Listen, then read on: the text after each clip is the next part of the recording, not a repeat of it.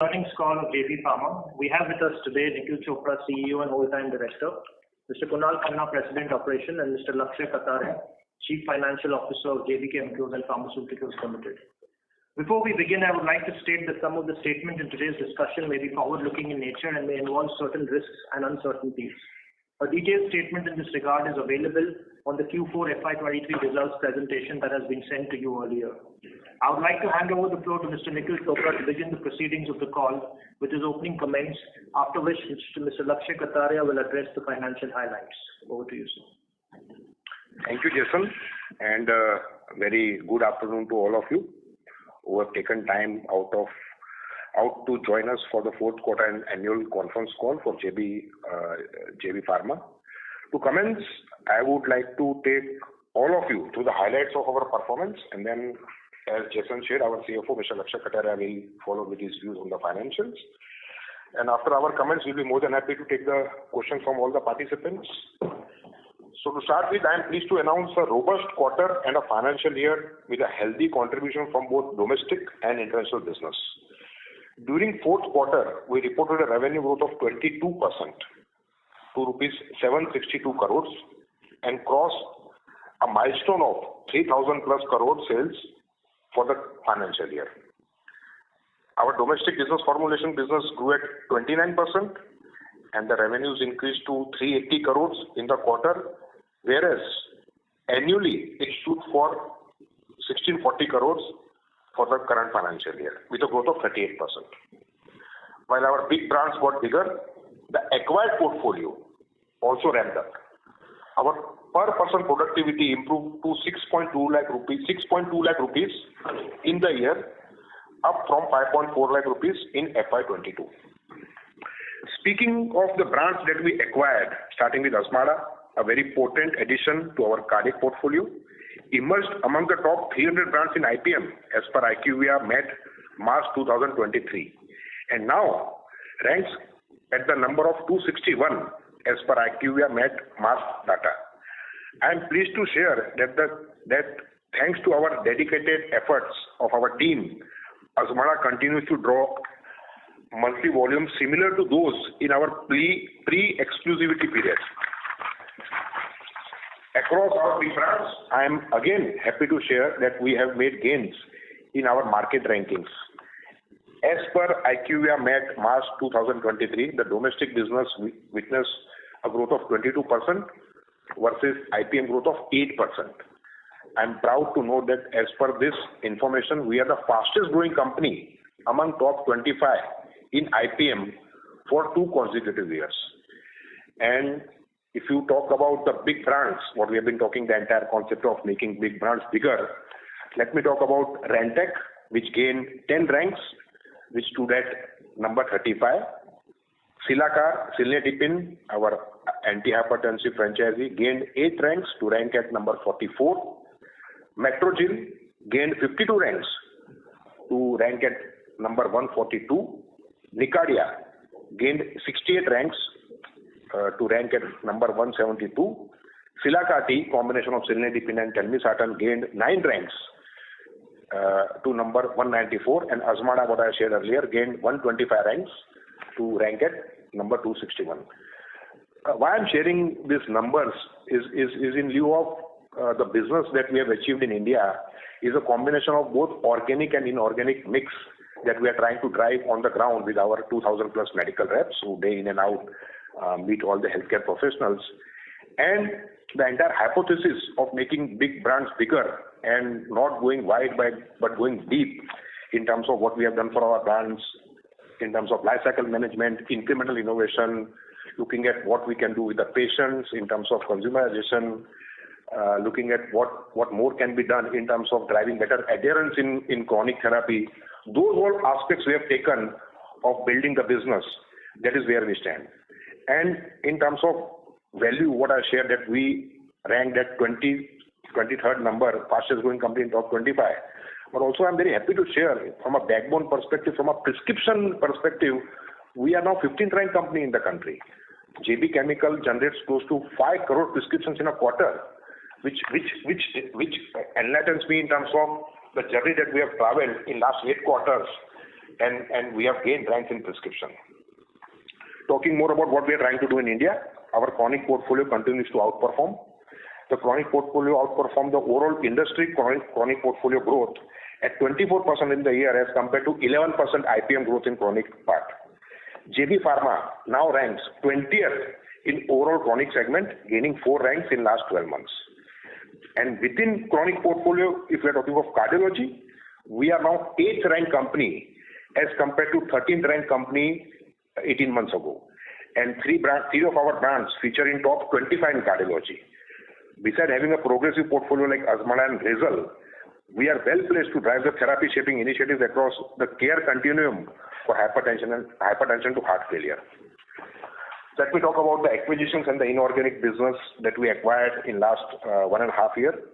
The acquisitions we have made have been strategic, keeping in mind company's overall objectives. Azmarda and Razel have strengthened our presence in cardiology therapy, as I shared earlier, and now we are 8th ranked company in cardiology overall as a segment, and we are the fastest growing company in the cardiology segment. As per IQVIA March 2023 data, JB Pharma is the fastest growing company in top 10 in cardiology, and that was said earlier. And talking about Sporolac gained 152 ranks and is now ranking at number 334. And overall, in the covered market, Sporolac is number 1 brand when we compare ourselves to Bifidec and Vizylac. Our pediatric brands that we acquired have also performed well during the financial year. Smooth integration of our acquired Razel franchisee, rosuvastatin, which we acquired 4 months ago, is as per plan. The company is already beginning to witness good momentum for Razel. So concluding in terms of the way we are positioned now in India, 23rd ranked company in terms of value, close to 1640 crore revenue that we generated for the financial year. In terms of prescription, we are 15th ranked company. Mix of our organic brands as well as inorganic acquisitions are overall performing as per our plan. And we have 2,000 plus medical reps who continue to day in and out meet doctors. And our per person productivity now stands at around 6.2 lakh rupees. I shall now turn my attention towards international business. We witnessed good traction in the international formulation this quarter and the year. The Russia business witnessed demand normalization while we continue to focus on increasing our sale in South Africa private market. Our other BGX market, which is a combination of Sub-Saharan Africa, Latin America, Southeast Asia and Middle East, also reported good results on the back of demand normalcy seen back post-COVID times. Put together, if you look at the way we have performed in our ROW international market, first half of the year we were flat in growth, but if you look at our YTD growth, it is around 12%. So we have gained growth and overall the demand has come back in quarter 3 and quarter 4, particularly in our business in BGX, that is ROW, Russia and South Africa. Also, just to share in terms of the work that we do in our CMO business, our CMO business has been the feather in the cap, registering a growth of 60% to a revenue of 406 crores in the financial year, while the growth for the quarter has been 18%. If you look at our CDMO business, we have been touching a figure of 100 crores every quarter, which has been a fantastic performance, and it has only helped us in terms of what revenue and what EBITDA we have generated to further invest in the company. The CMO business, along with domestic formulation business, today accounts for 65% to total revenue in the year. I would like to repeat this once again. The CMO business, along with domestic formulation business, accounts for 65% of total revenue in the year. The increasing acceptance and continued demand of lozenges was the key driver for this upsurge. We have introduced a number of products in our international markets in the world of lozenges with our marquee partners, and expect that they should gain traction in the coming years. We are cognizant of geopolitical issues and economic headwinds and their impact on the demand patterns. Our teams are managing our response in a calibrated manner. Our focus on containing cost continues as we combat inflammatory as well as environment issues globally. Now I would like to hand over to Mr. Lakshay Kataria to take you through the financial details and overall performance of the company. Thank you, Nitin. A very good afternoon to all of you and welcome to our earnings call. I'll now be taking you through the financial highlights of Q4 fiscal 23 and fiscal 23 overall. We witnessed a strong growth on our revenues, both for the quarter and financial year. Q4, we clocked a revenue of 762 crores, and the year we clocked a revenue of 3149 crores. Gross margin stood at roughly 63.9% in the last quarter versus 65.9% in the same quarter previous year, with a sequential improvement from 62.3% in the previous quarter. Gross margins for the year were 62.9% versus 65% last year, largely impacted by cost inflation and high Azmarda sales in the year. In the quarter, our operating EBITDA, which is EBITDA before ESOP costs, reached 181 crores, reflecting a 21% year-on-year growth. The margins were flat compared to Q4FY22. However, we registered an increase of 26% in the operating EBITDA for the year, which was at 765 crores versus 605 crores in the previous year. On the expense front, our total employee cost, including ESOPs as a percentage to overall revenue, improved both for the quarter and for the financial year. There was a reduction in the non-cash ESOP cost, and therefore this cost as a percentage to reported EBITDA improved from 19.2% in Q4 fiscal 22 to 10.4% in Q4 fiscal 23, and from 11.4% in fiscal 22 to 9.9% in fiscal 23.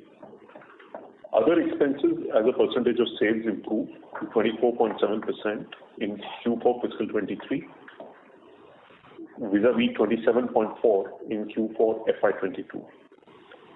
Also in the financial year, this ratio was 23.6% versus 24.7% in the last fiscal year. Depreciation was 32 crores in the quarter, up quarter on quarter due to new acquisitions of Reason, and 114 crores in the financial year on account of amortization of acquired brands. The increase in finance cost year on year and quarter on quarter was largely due to term loan for brand acquisitions. Profit after tax for the quarter was at 88 crores with a growth of 4%, while it stood at 410 crores in the financial year. ETR for the year, that is the effective tax rate, was 26%. We reported a healthy balance sheet and a strong cash flow during the year. Operating cash flow at 626 crores versus 170 crores in the last fiscal. The company's cash and cash equivalents, including investments in mutual funds, was at 282 crores, and our net debt situation also improved from 429 crores in December 22 to INR 266 crores in March 23. There was a substantial improvement in our net working capital matrix, which improved to 89 days from 111 days in FY22. This is the lowest level of working capital that the company has witnessed in the past many years in an overall challenged macroeconomic environment. In summary, our journey of growth and transformation continues, and as we move forward, we hope to continue to improve our operational efficiency. I now request the moderator to please open the forum for Q&A. Thank you very much, sir. Ladies and gentlemen, we will now begin the question and answer session. Anyone who wishes to ask a question may press star and 1 on their touchtone telephone. If you wish to remove yourself from the question queue, you may press star and 2. Participants are requested to use handsets while asking a question. We will wait for a moment while the question queue assembles. To ask a question, please press star followed by 1 on your touchtone phone now. Take a first question from the line of Rahul Jiwani from IIFL Securities Limited. Please go ahead. Yeah. Hi, sir. Thanks for taking my question. Hope I am audible. Yes, Rahul, you're audible. Yeah, thank you, sir. So, sir, our organic India business growth looks slightly muted this quarter. That for the 9 months, our run rate on organic India business was around mid-teens, but for this quarter we have grown in double digits, likely at 11-12%. So what has led to this muted performance on our organic India business? Was it any base effect or the NLEM price revisions impacted us? So I don't think there was any base effect or any NLEM impact. Overall, Rahul, if you look at Q4 has been soft. This quarter has been soft for us.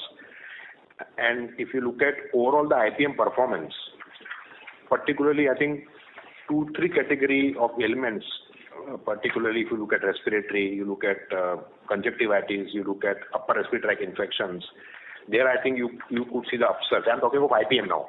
And JB does not have that type of portfolio. Our portfolio is steady in terms of what we market for cardiology, what we do with our antibiotic and GI product, and whatever new launches we have done, probiotic. So it was a soft quarter for us, but overall the guidance that we would like to give for India business, that we should always be 300-400 basis better than the market. That is how, and you will see more stability in terms of what we report every quarter to quarter in terms of what we deliver for India business. Sure, sir. So for the categories where you are present, can you call out what was the growth at an IPM level for, let's say, cardiac or the anti-infective segment? How would these therapies have grown at a market level? I think offline, I think Jason will be more than happy to share all these specific details, and I will ask Jason to share all this. So more or less, if you look at the growth that we saw, if I have to give a top view, our chronic portfolio grew at around mid-teens plus, and our acute portfolio grew at around high single digit. That is what I can share. But more details, we'll be more than happy to share you offline. Sure, sir. And on the gross margins, we saw quarter-on-quarter improvement. So what was that gross margin improvement entirely driven by lower Azmarda sales during the quarter? Rahul, we have certainly seen RM and PM prices being in a steady state from November, December onwards, right? Compared to what we saw in H1 of last financial year, the inflationary pressure is much lower. If the trend continues, we certainly see sequential improvement in gross margins, as was stated earlier, which should overall help our EBITDA operating margin profile as well. So it's a mix of steady state RMPM, and yes, there is a marginal impact of Azmarda portfolio mix as well. Okay, and sir, our guidance for next year's gross margins earlier was around 64%, and we have hit 64% in fourth quarter itself. So do you see any upside risk to our gross margin estimates for next year? So, Rahul, let me more talk about the guidance that we would like to give for our EBITDA margins. If you look at what EBITDA margins guidance that we have been giving for last 2 years is 24 to 26%. Operating EBITDA, I'm talking. And for the current financial year, as what Lakshya shared, we reported 765 crore EBITDA, which was 24.3% margin. Going ahead, for next couple of years, we are revising our EBITDA margin guidance from 24 to 26% to 25 to 27%. That is what we would like to share, and this will be backed up by some gain that we will get in Azmarda because of now sourcing becoming more softness for us, and equally the better mix of products that we see which we want to sell, and probably some benefits that we will get in overall the RMPM and freight softening. That is how we are trying to at least give the guidance. Sure, sir. One last question. Can you go from the outlook for your CMO business? Because this year we saw very strong growth on the CMO business. How your voice was cracking? Your voice was cracking. We are not able to. Can you repeat what you were asking? Yeah, sir. So I was asking a question on your CMO business that this year we saw very strong growth of 60%. So what is the outlook for the next year, given that this year we would have also benefited from, let's say, an acute cold and flu season as well as markets?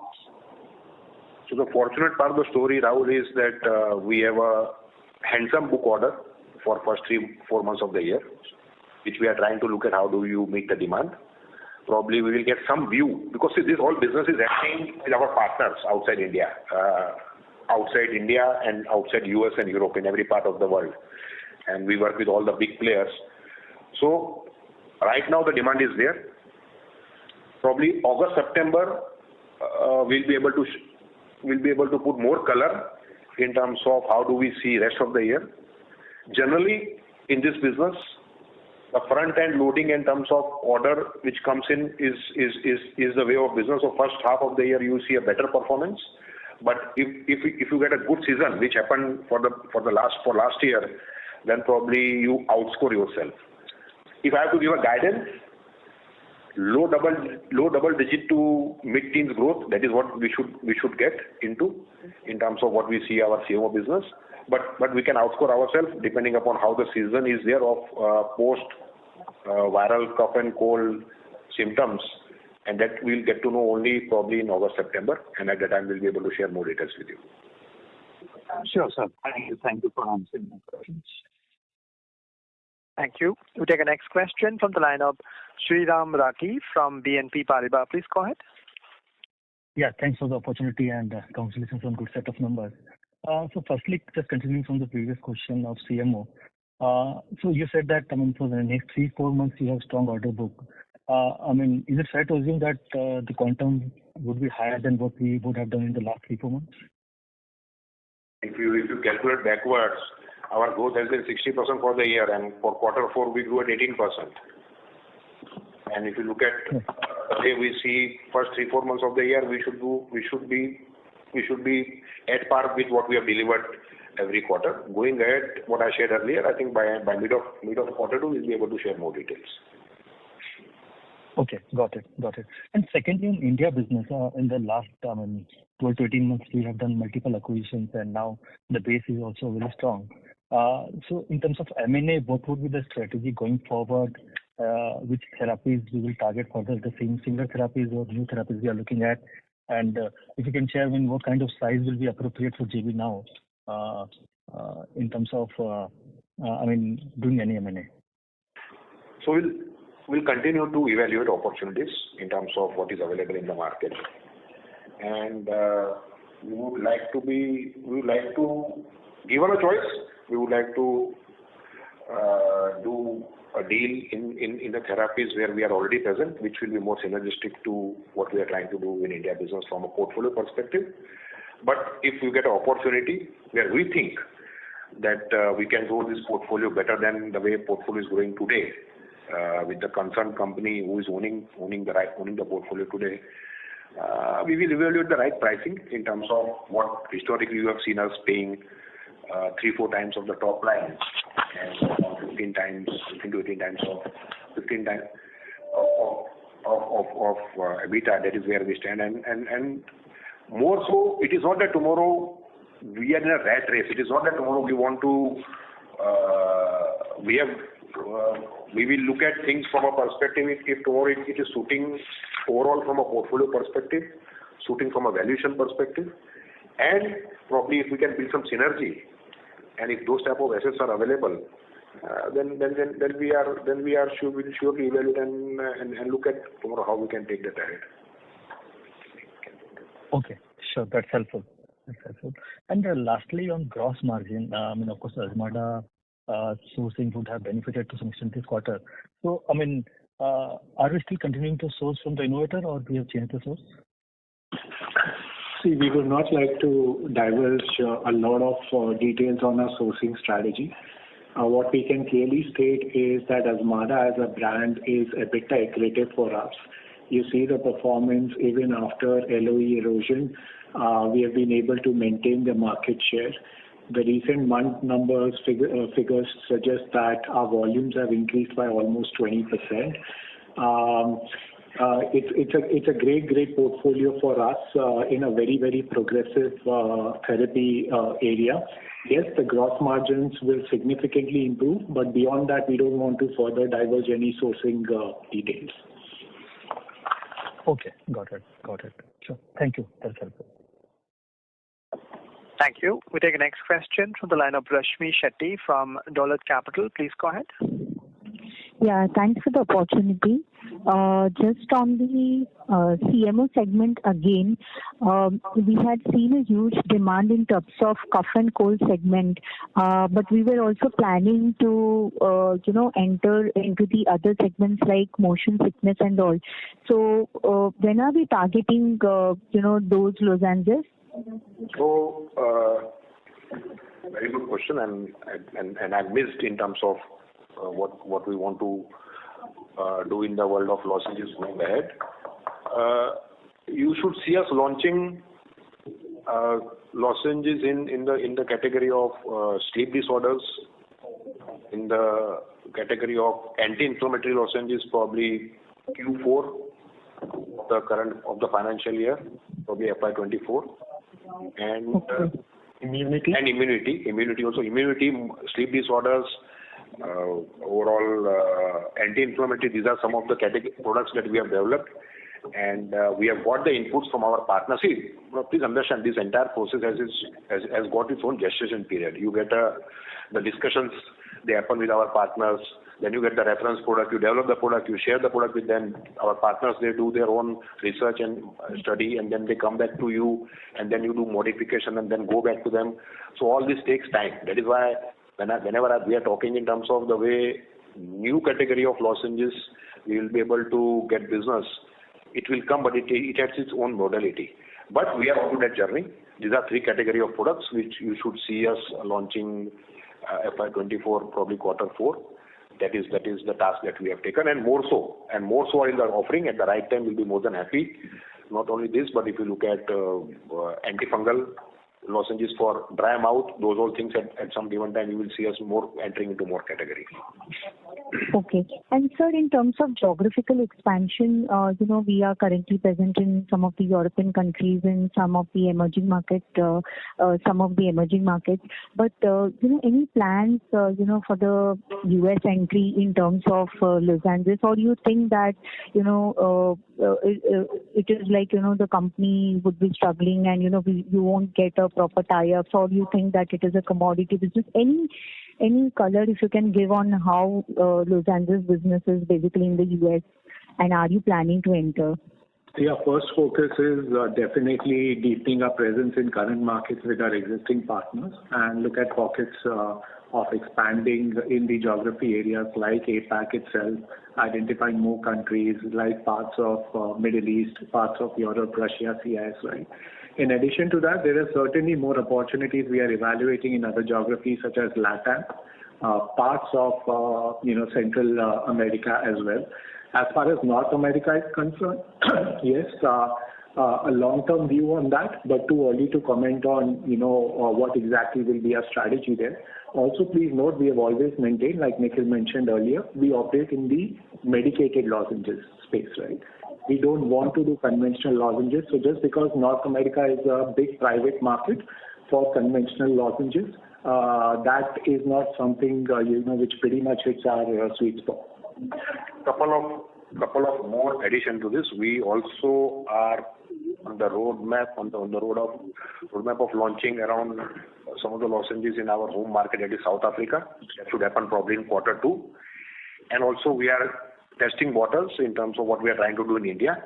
We have introduced around 3-4 lozenges in the country where we are trying to now put a very different model, not to market and not direct to consumer, but we are trying to look at how do you have the mind space of the entire digital ways of selling and making your product exposed to the community. So we are trying to put some different model. How can you do some BTL activities which will help you to expose your product. So these are some of the trials that we are trying to do. So at the right time, once we have some more substantial things to share, we'll be more than happy to talk. Okay.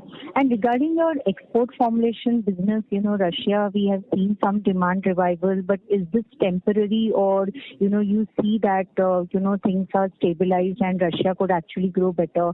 Also in your South Africa business, if you could call out, the proportion of private and public share, in terms of the business, because I think that we are seeing some increasing share in the private market business. So if you could tell that. And finally, generally on the US business, if you can comment something, whether we are growing in that market, we are still launching 1 to 2 products, or what exactly is happening over there? So I'll take the Russia piece first. We have always maintained that for Russia and CIS region, H1 tends to be soft, and we were expecting a revival when the demand comes in Q3 and Q4, and the same was witnessed in FY23. As things stand right now, the demand is much more normalized than what the situation is, and we expect the same trends to continue going forward as well. Yes, there were some benefits of currency gain also, which will be pretty much normalized going forward. South Africa, as the team has also always mentioned, that our focus clearly will be to drive profitability through increasing private share mix, and that is going to be the main objective for the coming next couple of years. That how do we really drive our profitability by increasing our private market share mix, and that's in line with our strategy what Nikhil spoke about, launching our own lozenges and looking at other product categories. From a long-term standpoint, we have always looked at expanding our portfolio, and that is for ROW and US market as well. We are pleased to state that, as we had mentioned, that we will be doing close to 3 to 4 filings every year.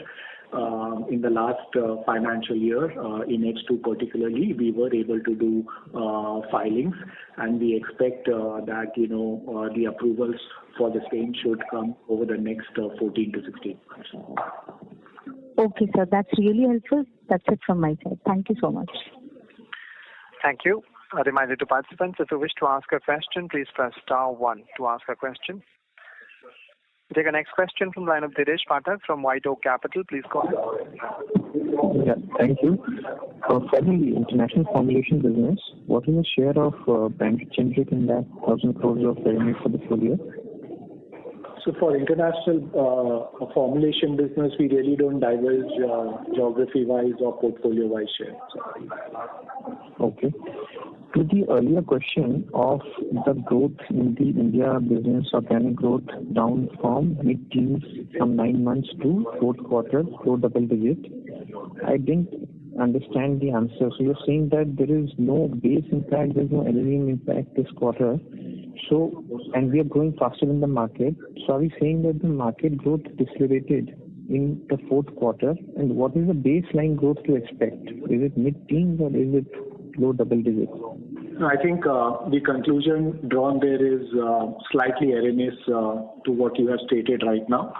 See, when you look at the Indian market overall, let's understand at what rate the Indian market has grown over the last 12 months, right?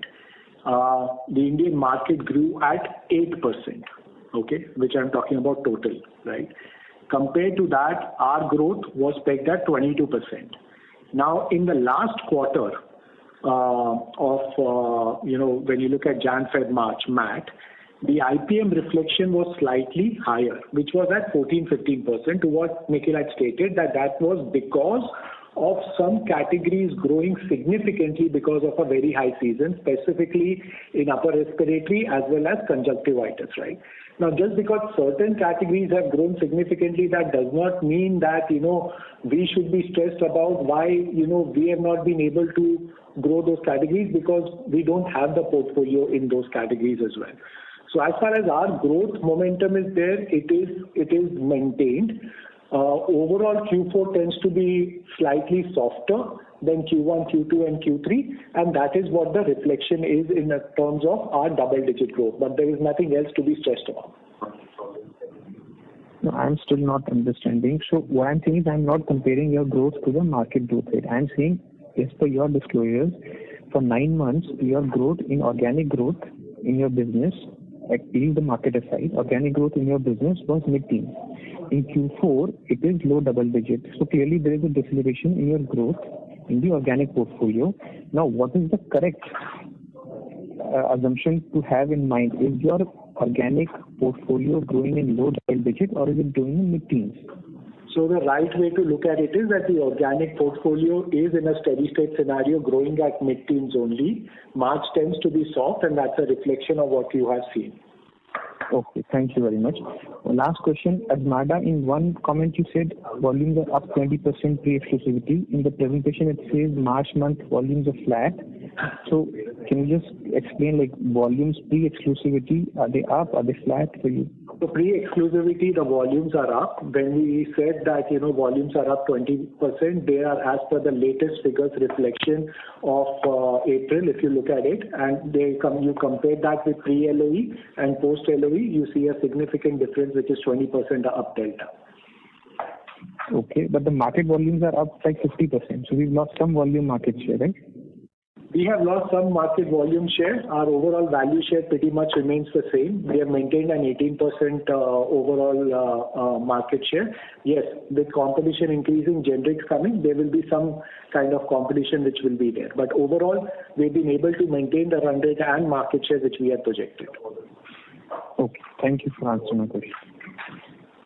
Thank you. We'll take a next question from the line of Shrikant Akolkar from AMSEC. Please go ahead. Hi, good afternoon. Thanks for the opportunity. Just on the CMO business, is it possible for us to rank the largest market for our CMO business? And is it possible to talk about which markets are seeing very strong demand currently? So, the way CMO business is poised, I think overall Southeast Asia is doing well. That is where we stand. We have business in MENA region. We do business in Australia, New Zealand, Canada also. But if I have to rate, I think Southeast Asia has performed much better for the last financial year. Okay. And on the domestic markets, we have seen very strong price increase led growth in FY23. Within that, I think ranitidine probably also saw some of the very strong growth in last 2 years. So going in FY24, what should be the outlook on the pricing? And specifically on ranitidine, if you can provide commentary on pricing, as well as one of the litigations that has been filed in the Gujarat High Court. So the litigation part, we still have to receive the details, which we have not got. So I can't comment on that. On the pricing point, if I have to talk about, we will adhere to what pricing policy government adopts in terms of the control portfolio. Otherwise, outside the control portfolio, what we think will be competitive in the market, that is the price increase. It will range between 6 to 7%. That is where we will stand. What was your first question? On ranitidine, it has seen very strong growth because of pricing. So you should see high single digit, no double digit growth in ranitidine. That is what we want. That is what you should see. All right. Thank you so much. Thank you. We take the next question from the line of Cinderella Carvalho from JM Financial. Please go ahead. Thanks for taking my question. Am I audible? Yes. Yeah. So first question is, we are seeing increasing strong growth on the annual basis in the domestic market. We are growing the domestic market share also. But somewhere I'm trying to understand the gross margin profile.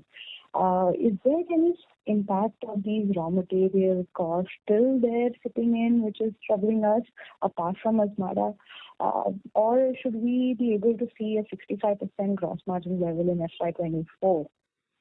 Can you help us understand this? I'm looking at an annual level. I'm not looking at quarterly numbers. That's a fair assumption which you made in terms of FY24. If things remain the way they are, then we should certainly be looking at those levels. From an FY23 perspective, specifically for the first 6 to 8 months, there was inflationary pressure. Since end of Q3, Q4, we are seeing that pressure being eased out. And as we mentioned earlier, if the situation remains the way it is, and with the Azmada sourcing mix also improving, we should be closer to the number which you stated for FY24. Okay, this is helpful. Now coming to the PAT growth numbers, I mean, we understand the acquisition impact. We know that.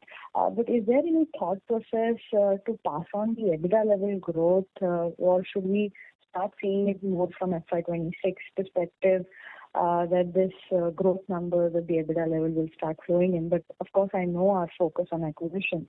So I'm just trying to understand what is the management thought process on this, working or looking at the PAT growth levels. So you're absolutely right. I think there should be a transformation of the EBITDA growth into the PAT numbers. As we are looking at FY23-24, you will start seeing some of that reflection. The drivers clearly being one, strong cash flow generation that the business is seeing. So, we will sort of turn cash positive or, zero debt by Q3 this year. So that will take off, a fair bit of charge from a borrowing perspective on the P&L. Second, from a perspective of the investments in M&A, as you know, each of these assets are seeing significant growth, both in terms of top line and bottom line. So that operating leverage impact of EBITDA will also start reflecting in PAT. So those will be the two drivers. So as we move on from here, with the portfolio we right now have, you will start seeing, improvement in the PAT margins as we move forward. Okay, thanks for that confirmation. We had mentioned ROCs of around 35%. Any update? When can we expect these in terms of timeline? Can you highlight what should be ideal time frame to look at these levels of ROCs? Sure. So if you look at last year, we are at a ROCE of about 21%. Steady state right now with no more acquisitions, we should inch up to about 25-26% by end of next fiscal.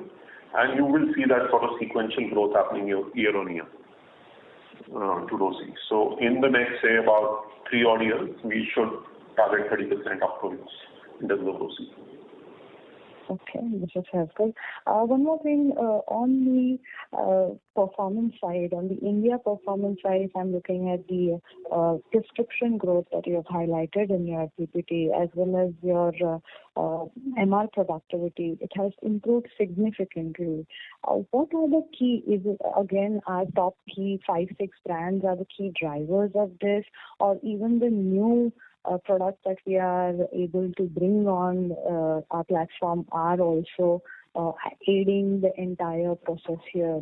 Can you help us understand the mix a bit in terms of, the MR productivity as well as the prescription growth drivers for us? That's it. Thank you. It's a mix of many things. It's a mix, first of all, I would like to talk about, it's a mix of, it starts with discipline in terms of the way discussions happens with our feet on the ground in terms of what we expect from them to do when they visit healthcare professionals in terms of what products have to be detailed. And company has not shied away in terms of investment that we have done with equipping all our teams on the ground with iPads, looking at in terms of the investments that we have done in putting teams in head office in aspect of Salesforce excellence, Salesforce automation, getting into the world, embracing technology, getting into the world of digital detailing. All those things over a period of time, it has helped us in terms of when we talk of prescriptions and when we talk of productivity enhancement. Obviously, the mix has been a combination of all our big brands, which I shared in my commentary, which only have been gaining ranks, which only have been gaining market share. Also, there are some other brands outside the 7-8 brands which range between 10 to 15 crore revenue annually, which also have been growing handsomely, and there we are gaining good momentum. And last but not the least, overall the acquired portfolio is also helping us in terms of garnering more and more prescriptions, particularly in mass category, be it in the area of probiotic, be in the area of now heart failure, be in the area of organic portfolio for Rantac and Metrogyl. So this is overall it has helped us in terms of being now 15th ranked company for prescriptions and our productivity going up from 5.4 lakh to 6.2 lakh. That is where we stand. By the way, we have top 2 brands in top 10 prescribed brands in the country, which is Rantac and Metrogyl. That also, I think, details are there as when we talk of prescriptions. I hope this helps you. Thank you so much. It does. All the best. Thank you. We take the next question from the line of Sayantan Maji from Credit Suisse. Please go ahead. Yeah, thanks for the opportunity. So my first question is on the guidance that you've given that organically we are expected to do 300 to 400 bits above IPM. Now that, Sporlac, Asmada, they are also in the base, and whatever synergies are left, we will continue to grow.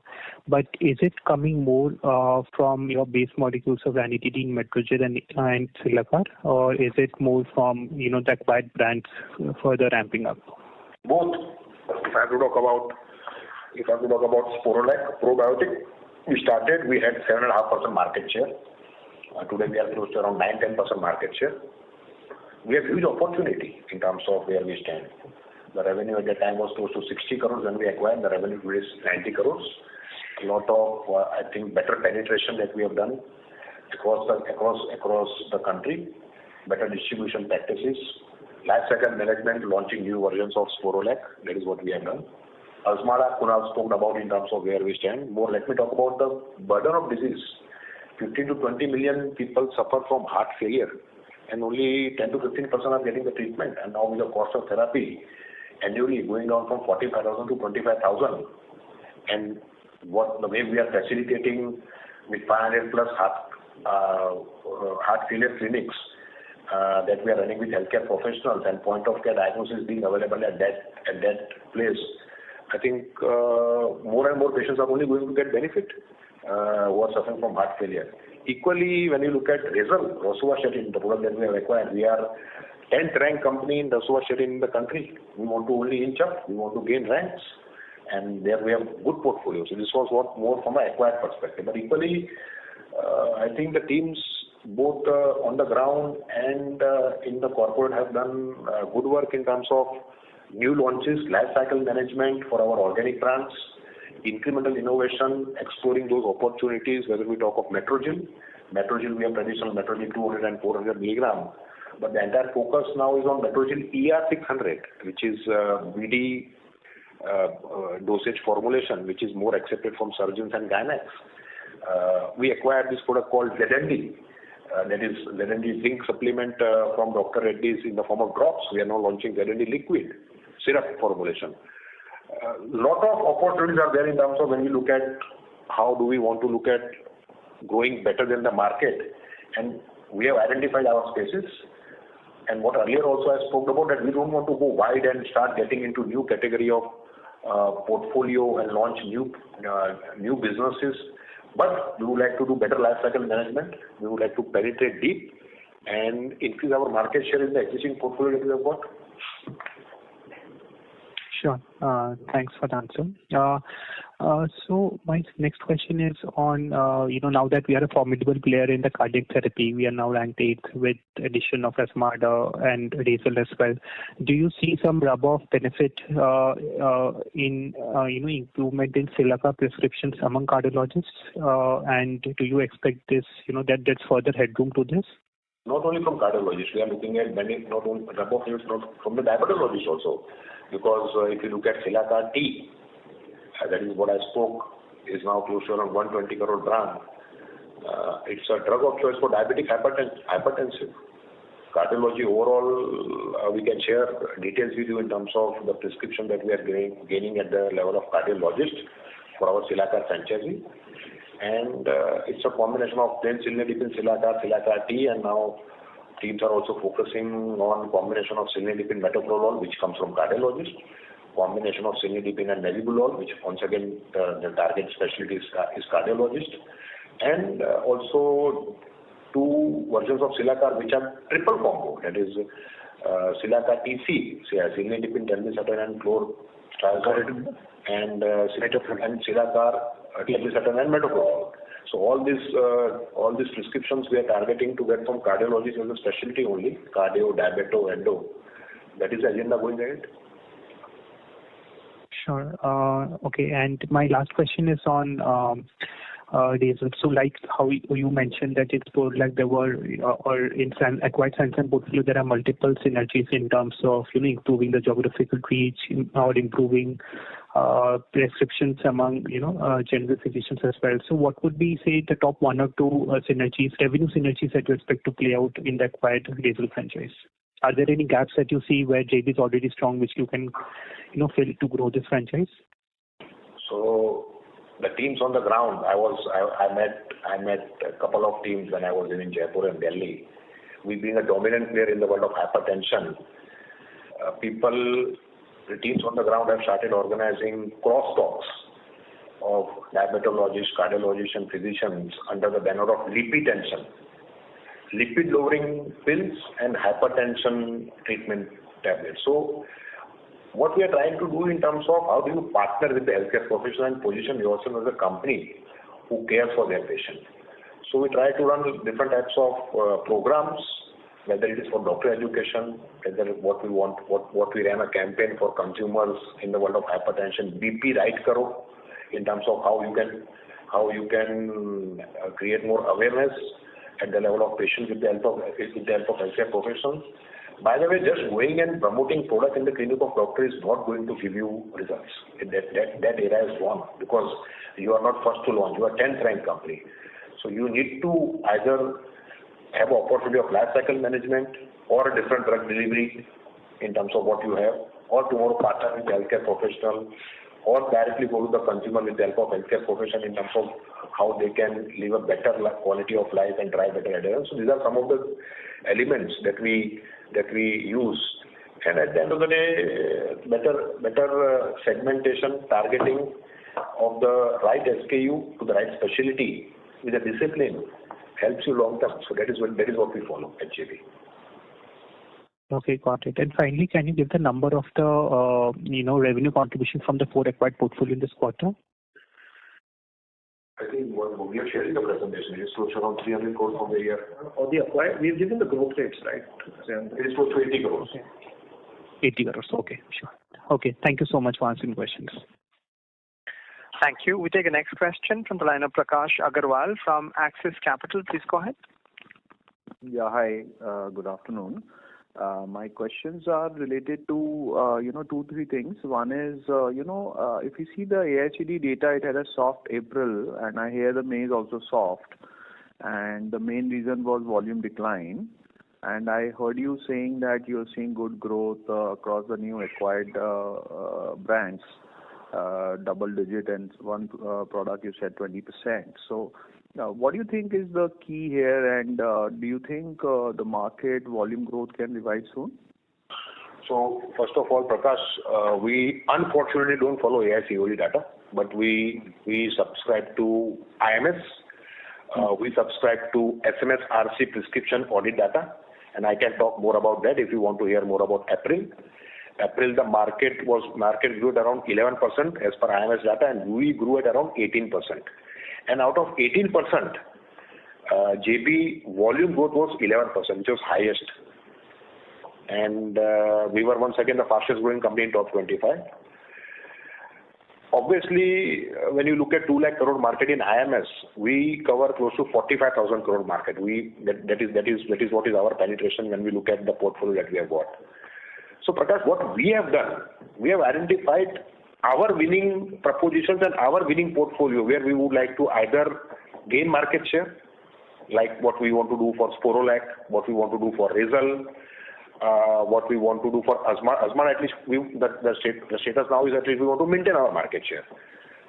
Somewhere in the world of hypertension with 50 to 80% market share, there we are looking at how do you influence the ecosystem, how do you drive better campaigns with the consumers. So that is what we are trying to do in the company.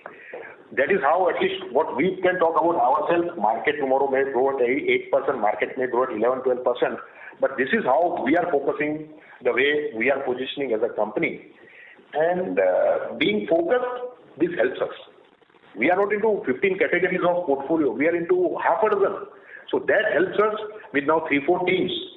One team focusing on chronic business, one team focusing on acute business, one team focusing on hospital and your overall business in respiratory and pediatrics. So that is the way we have structured. That is helping us in terms of driving better volumes and better prescription growth. Perfect. And you mentioned your volume growth was higher. So this price increase that companies are taking starting 1st April, so this is more from effective from second quarter is what I understand from most companies. Prakash, every company carries 45 to 60 days inventory. So that price benefit probably we should start seeing probably June starting or some part of May. That is what practice I've seen over a period of time. And sir, you mentioned, in your presentation, slide 19, you've given this MR productivity.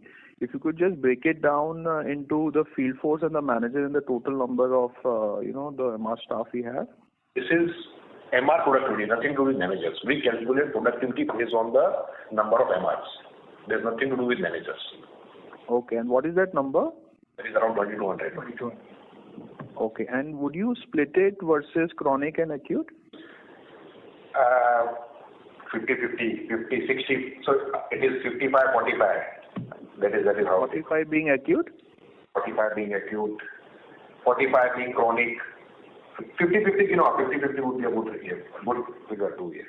Okay, and in the last slide you mentioned that our target is to in the medium term to achieve 60% in chronic share.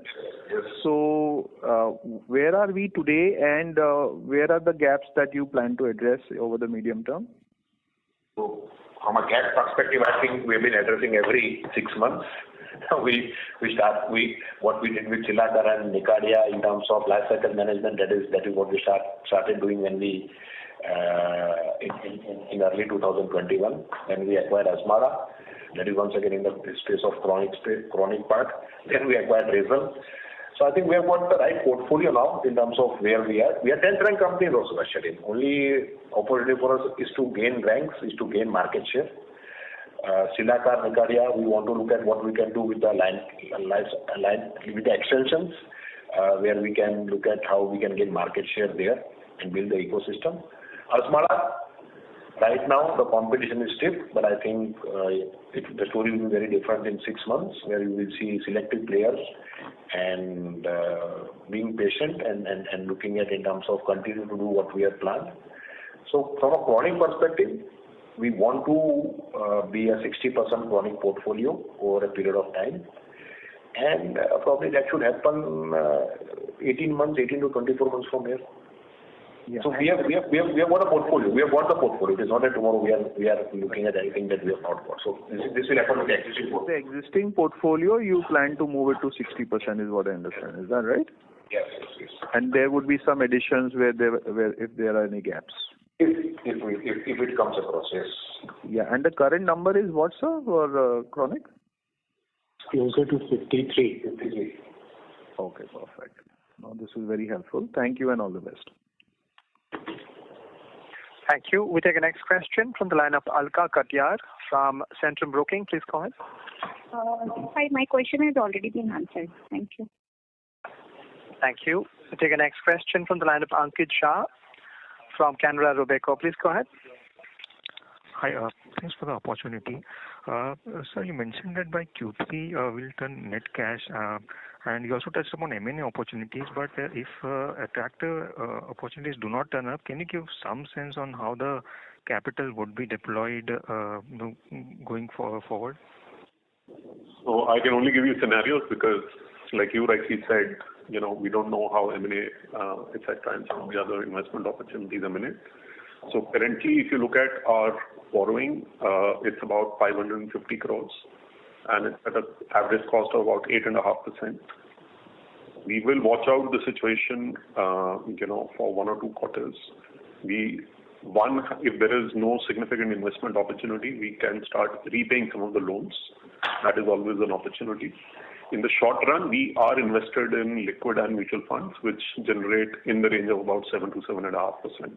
So incrementally, if you see what we are carrying is about 1.5% of cost, which at the right moment during the year we will take a call in terms of whether we want to start repaying the loans or there is more opportunity to invest. Just to add to that, there's no real significant greenfield expansion. So our capex addition is largely steady at the rate of 70 crores. Okay. I hope we answered your question. So in case you do turn net cash and you don't find investment opportunities, would you deploy? Would it be distributed to shareholders? Like what will you do? Ideal would be to repay the debt, right? You would want to start repaying the debt.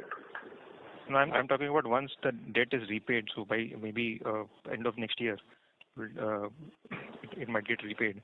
At least our calculation shows we'll have cash enough to run the liquidity of the company. I mean, ideally we want to retain that level of cash in the company. I think that question probably will arise next year and we'll address it next year when we get there.